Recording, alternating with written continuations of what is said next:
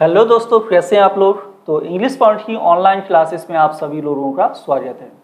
तो आज की क्लास में हम पढ़ेंगे ऑब्जेक्टिव क्वेश्चंस। और ये सारे के सारे जो आज की क्लास में ऑब्जेक्टिव क्वेश्चन हैं, मैं बता दूं कि ये RPSC से मैंने लिए, यानी राजस्थान PSC के एक ओल्ड पेपर के हैं। ये क्वेश्चंस आपके यूजफुल होंगे जो अभी UP TGT और UP PGT में जो क्वेश्चंस हैं उनसे रिलेटेड। यहाँ पर हम आपको कंप्लीट सेंटेंस को समझाएंगे, साथ ही साथ सारे रूल्स को भी फॉलो करेंगे। रूल्स बताएंगे कि किस तरह से सेंटेंस यहाँ पर करेक्ट हो रहा है, कौन सा आंसर करेक्ट हो रहा है। कोई भी डाउट्स हो तो आप लोग कमेंट के माध्यम से पूछ सकते हैं। सबसे पहला सेंटेंस लेते हैं, which one of the following sentence is correct. यानी कि यहाँ पर जो 4 सेंटेंस लिखे हुए हैं इनमें से कौन सा सेंटेंस आपका करेक्ट है। सबसे पहला सेंटेंस है Suresh is taller than I am, यानी कि सुरेश किससे लंबा है, मुझसे। ठीक है। दूसरा सेंटेंस है Suresh is the taller than me, या Suresh is the tallest than me, या Suresh is more taller than I am. तो सेंटेंस को हम ध्यान से देखें तो हमें पता चलता है कि ये सेंटेंस आपका डिग्री है। और डिग्री जो बनाई जाती है ना, वो 2 की बनाई जाती है। एक तो एडजेक्टिव की डिग्री बनती है, और डिग्री किसकी बनाई जाती है, एडवर्ब की। और 3 तरह की डिग्री होती है इंग्लिश में। कौन कौन सी डिग्री होती हैं? एक है आपकी पॉजिटिव डिग्री, ठीक है, दूसरी है कंपैरेटिव डिग्री, और तीसरी डिग्री होती है आपकी सुपरलेटिव डिग्री। जब भी कभी सेंटेंस में ध्यान देना कि देन का प्रयोग किया गया हो या कंपैरेटिव डिग्री में ER लगा हो, तो ये क्या है, आपकी कंपैरेटिव डिग्री। देन तो लगभग देखिए सभी में लगा हुआ है, यानी कि कंपैरेटिव डिग्री आपको बनाना है यहाँ पर। तो फर्स्ट सेंटेंस है Suresh is taller than I am. क्या आपको लगता है ये सेंटेंस सही लिखा हुआ है, या Suresh is the taller than मी? तो टालर यहाँ पर कंपैरेटिव है, इसके पहले लगा हुआ है डेफिनेट आर्टिकल था। और मैं बता दूं कंपैरेटिव डिग्री से पहले आर्टिकल द का प्रयोग सामान्यतः नहीं किया जाता है। एक रूल है जहां पर किया जाता है, जब कंपैरेटिव डिग्री के बाद ऑफ द टू लिखा हो। ध्यान रहे, उस समय हम कंपैरेटिव डिग्री से पहले डेफिनेट आर्टिकल द का प्रयोग करेंगे। तीसरा है Suresh is the tallest than मी। तो टालेस्ट क्या है आपका, टालेस्ट है सुपरलेटिव डिग्री। टालेस्ट क्या है, सुपरलेटिव डिग्री है। और कंपैरेटिव डिग्री या देन लगा हुआ है तो ये आपका गलत है, कंपैरेटिव आएगा। एंड 4 नंबर का Suresh is more taller than I am. Taller तो कंपैरेटिव है, लेकिन इसके पहले लगा हुआ है मोर। तो जो एडजेक्टिव 1 सिलेबल वर्ड होता है उससे पहले हम मोर या मोस्ट का प्रयोग नहीं करेंगे कंपैरेटिव और सुपरलेटिव डिग्री में। तो इस तरह से बस एक ही ऑप्शन आपका यहाँ पे राइट है, ये है आंसर ऑप्शन नंबर 1, सेंटेंस पहले का। दूसरा सेंटेंस देखें, the correct translation of the following sentence is. दिया गया जो हिंदी में सेंटेंस है इसका करेक्ट हिंदी इंग्लिश ट्रांसलेशन क्या होगा हिंदी का। चाहे जो हो या चाहे जो हो जाए, मैं तुम्हें हवाई अड्डे पर लेने जरूर आऊंगा। अब ये जो फ्रेज है ना, चाहे जो हो, इसका इंग्लिश में क्या बनेगा पहले तो ये देखो। कम वाट में 3 में है, और वाट एवर विल कम। तो सबसे पहले तो चाहे जो हो का जो इंग्लिश होता है ये होता है कम वाट में, यानी कि चाहे जो हो या चाहे जो हो जाए। अब यहाँ पर है मैं तुम्हें हवाई अड्डे पर लेने जरूर आऊंगा। जरूर आपका क्या है, ये एडवर्ब है, क्रिया विशेषण है जो वर्ब आने की विशेषता बता रहा है। आएंगे यानी डेफिनेटली आएंगे, है ना। तो एक तो आपका यहाँ पर डेफिनेटली है, यहाँ भी डेफिनेटली है, और यहाँ पर देखो I will come to receive you at the airport, इसमें डेफिनेटली का कोई सेंस नहीं है। और यहाँ पर है I will have to come. कौन सा ऑप्शन राइट होगा? तो देखिए I will definitely come to receive him at the airport. यहाँ पर है तुम्हें मतलब सेकेंड पर्सन यू ऑब्जेक्ट के रूप में रहेगा, और यहाँ पर क्या है आपका हिम। यहाँ देखो कम वाट में I will definitely come to receive you at the airport. ये जो ऑप्शन नंबर 2 है यही राइट आंसर है, यानी करेक्ट जो इंग्लिश ट्रांसलेशन होगा इस सेंटेंस का वो होगा ऑप्शन नंबर 2। तीसरा है वाट एवर विल कम, ये नहीं होगा। एंड 4 नंबर देख लेते हैं, कम वाट में I will have to come to receive you at the airport, ये नहीं होगा। तो कौन सा आंसर राइट रहा आपका? राइट आंसर रहेगा ऑप्शन नंबर 2, सेंटेंस 2 में। नेक्स्ट है sentence, fill in the blank with the correct modal auxiliary verb. यहाँ पर आपको मॉडल एक्जुलरी वर्ब फिल करना है। एक्जुलरी वर्ब का मतलब होता है helping verb. Auxiliary verb means क्या होता है? Helping verb. तो यहाँ पर करेक्ट हेल्पिंग वर्ब कौन सी प्रयोग की जाएगी? तो plants dash have enough sunlight in order to grow faster. यानी कि प्लांट्स यानी जो पौधे होते हैं उनको इनफ क्या चाहिए होता है? सनलाइट, सूर्य का प्रकाश चाहिए होता है। इन ऑर्डर टू मतलब होता है ताकि, टू ग्रो फास्टर ताकि वो फास्ट ग्रो कर सकें। मे, कैन, मस्ट या फिर कुड। तो यहाँ पर पॉसिबिलिटी देखो, मे के द्वारा पॉसिबिलिटी कितनी होती? बहुत कम। कैन नहीं आएगा। करेक्ट मॉडल वर्ब हमें जो यूज करना है ये करेंगे ऑप्शन नंबर सी, कि plants must have enough sunlight to in order to grow faster. यानी उन्हें चाहिए ही चाहिए सनलाइट ताकि वो ग्रो जो उनका ग्रोथ है वो फास्ट हो सके। Must modal verb correct answer रहेगा सेंटेंस, इस सेंटेंस में। क्लियर है?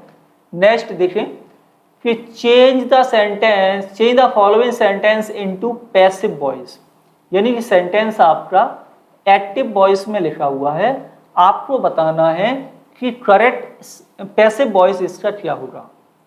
How have you solved this question? Present perfect tense, interrogative sentence है और करेक्ट आंसर इसका क्या बनेगा? तो जो एक्टिव से पैसिव बनाते ध्यान रहे उसमें जो WH वर्ड है वो WH वर्ड बना रहेगा, सभी में है। अब देखो कि ये सेंटेंस हैव सॉल्व्ड, यानी कौन सा टेंस लिखा हुआ है? तो ये टेंस लिखा है आपका प्रेजेंट परफेक्ट टेंस। और प्रेजेंट परफेक्ट टेंस में अब हमें क्या करना है? ये जो ऑब्जेक्ट है ना इसको सब्जेक्ट बनाना है। दिस क्वेश्चन आपका कैसा है? नाउन, सिंगुलर नाउन है क्वेश्चन। तो इसके अकॉर्डिंग हाउ के बाद आएगा हैज।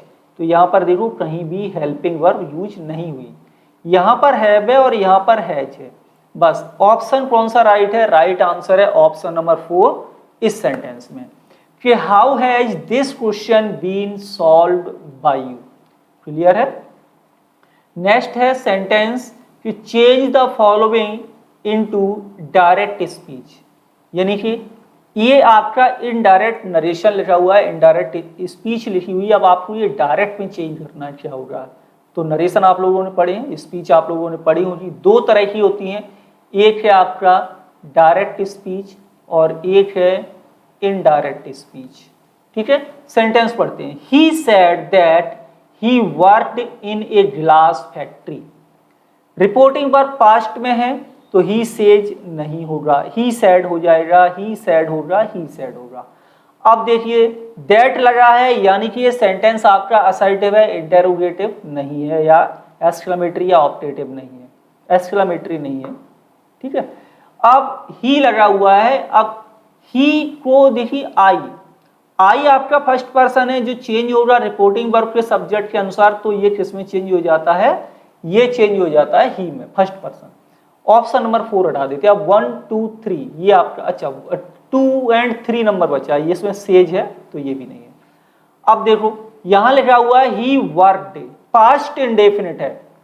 तो सिंपल है कि present indefinite reporting verb past में है तो ये पास्ट इंडेफिनिट में चेंज हो जाता है। तो राइट आंसर है आपका ऑप्शन नंबर 3 इस सेंटेंस में।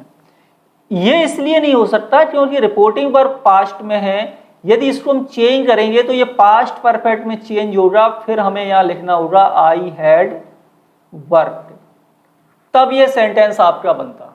लेकिन यहां पर ऑप्शन 3 राइट रहेगा। नेक्स्ट सेंटेंस है how do you sign off an official letter.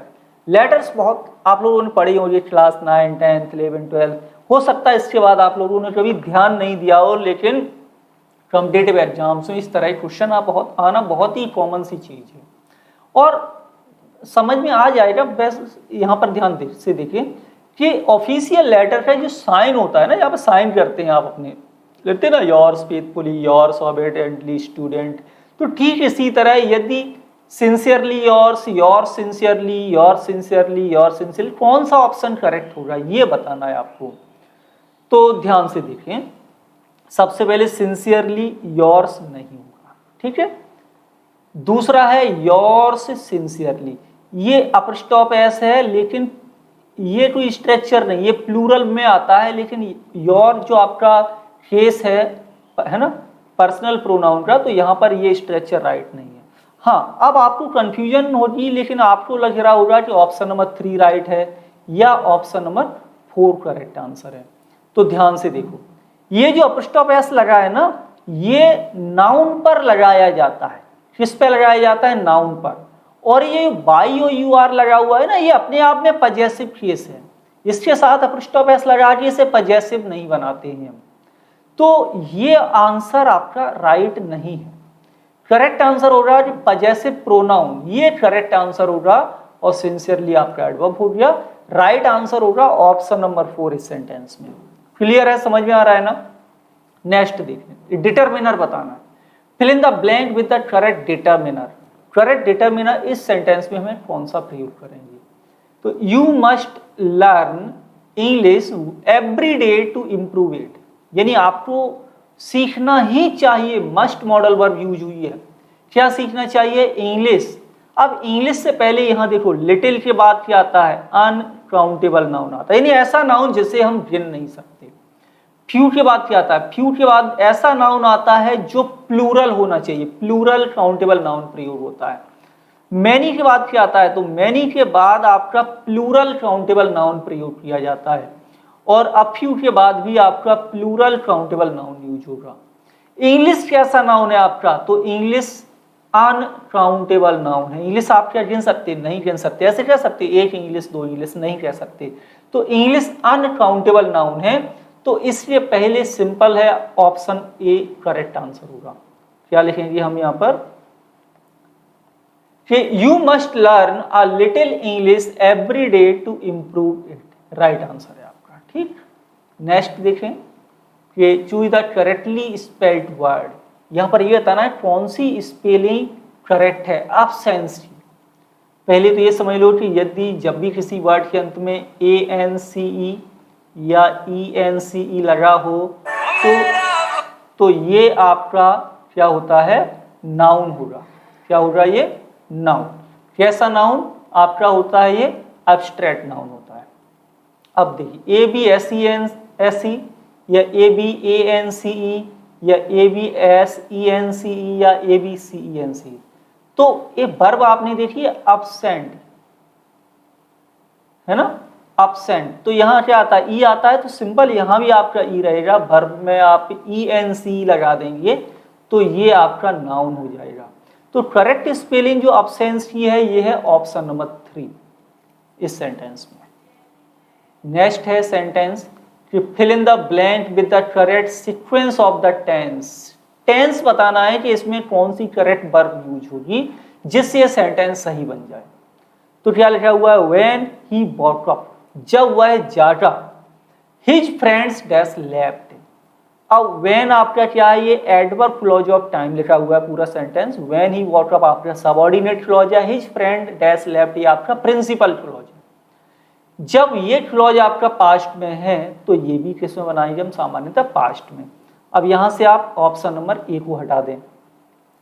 अब सब्जेक्ट के बाद वाजबर और वर्ब की थर्ड फॉर्म, ये पास्ट इंडेफिनिट का पैसिव बनता है, लेकिन यहां पर पैसिव नहीं बनाना है।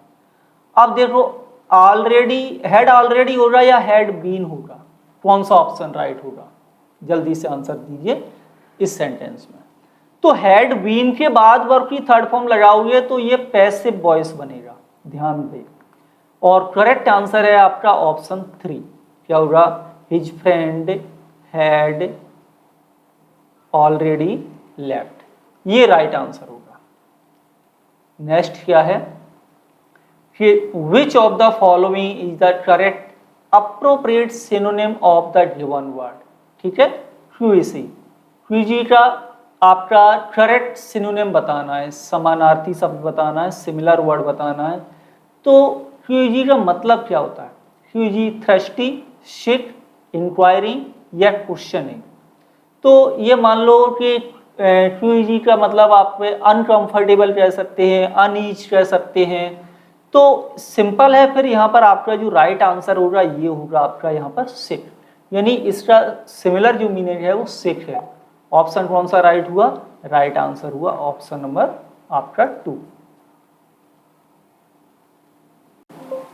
ओके, तो आज की क्लास में इतना ही। आई होप क्लास आप लोगों को अच्छी लगी होगी। क्लास कैसी लगी कमेंट करके बता सकते हो, कमेंट के माध्यम से, और जो भी डाउट्स हों वो भी आप कमेंट के माध्यम से पूछ सकते हैं। चैनल को सब्सक्राइब, प्ले स्टोर से इंग्लिश पॉइंट का ऐप डाउनलोड जरूर करें। मिलेंगे आपसे अगली क्लास में। Thank you for watching.